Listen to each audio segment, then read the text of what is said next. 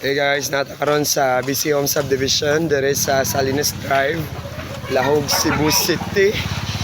Sa atong panawon ng balay nga tabuan sa sunog dire. Ganina Giunsa to. So, mo na siya ang Nivel Hills na guys, bago na nga kondo gitungkod. Nata dire dapit sa nasunugan nga balay. Mana? Dako de siyang bayan, no? Corner house. Ha? Dong, sa to dong. You're close to the house? Where's your house? Gahaling mangguro na. Okay. Wala na. Pre. Guys, mo na siya guys. Wala nasunog galing man siya. Unsa na? Gusto anda na siya nga balay. sunog. Oh. Fire line do not cross under Bureau of Fire Investigation. Sure ba? Ikaw. Kuya taoy. Sus, dako dagit siya. Kusuga man ang napel ko sa video. Nagdaon na kita oy. Dili. Kaya guys, mana Mivesa condo. This is right next to the subdivision is right next to Mivesa. Sunog yun siya. Di ba makurintihan da na. Di mo siguro.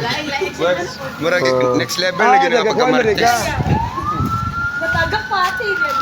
Taga My TV. Vlogger ka? Malay. Sa asa nga station? Nana urag bigas man ang My TV asa na? Diba? Kusuga man ang sunuga.